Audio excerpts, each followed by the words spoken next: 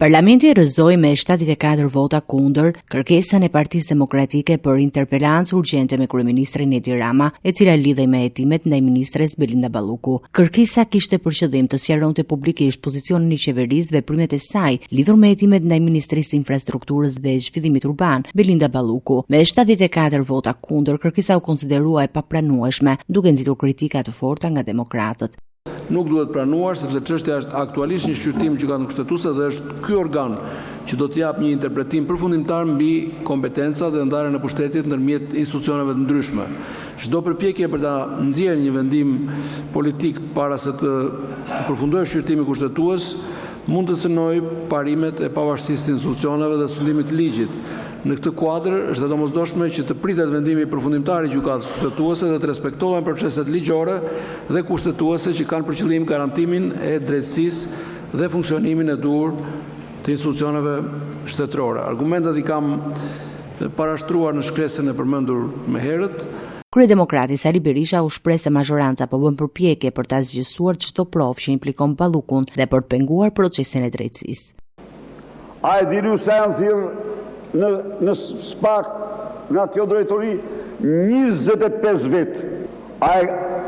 E keni harruar ju fatin e Danielit. A ju kujtohet ju fati Danielit? Daniel Shima, a ju thot në një gjë ju? Daniel Shima, sa po doli Lubia Bis, Lubia numër 2 nga Skapi, shkoj në zyrë dhe e shkarkoj.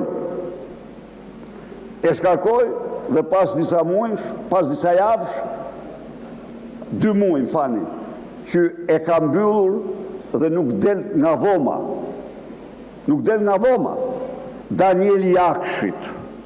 E patju, Lubin Bis që si doli. Dhe përballë këtyre skandaleve, këtyre vjedhjeve të pa imagjinueshme, përballë shkatrimit të madh. Ana tjetër, deputeti demokrat Bardhi akuzoi kryeministrin se po përdor influencën e tij për të ndikuar në hetimet që lidhen me Ballukun, duke e konsideruar këtë një tentativë për të mbrojtur interesat e qeverisë dhe për të manipuluar proceset ligjore. Në asnjë rast dhe për asnjë rrethan nuk është detyra jonë dhe s'kemi kërkuar që ne të shqyrtojmë kërkesën që kryeministri ka dërguar në gjykatën kushtetuese. Ajo për cilën kemi kërkuar interpelancë me kryeministrin është eksaktësisht ndërhyrja institucionale e kryeministrit në një çështje në hetim, mbajtja në detyrë e një ministri apo zyrtari të marrë të pandehur për abuzim me disa tendera publik dhe ndërkohë nën hetim për disa tendera të tjerë, si dhe ngritja e pretendimeve në kërkesën që ka dorëzuar në gjykatën kushtetuese në emër të Kuvendit të Shqipërisë, pa e konsultuar Kuvendin e Shqipërisë. Ju folët që duhet presim vendimin e gjykatës kushtetuese, por çdo shqiptar e ka parë që Edi Rama del dhe flet me vete të paktën 3 herë në ditë për këtë çështje. Del dhe mbron të pandehurën ministre, të paktën 3 herë në ditë me video selfie apo postime në Twitter, si një mjet presioni ndaj gjykatës kushtetuese.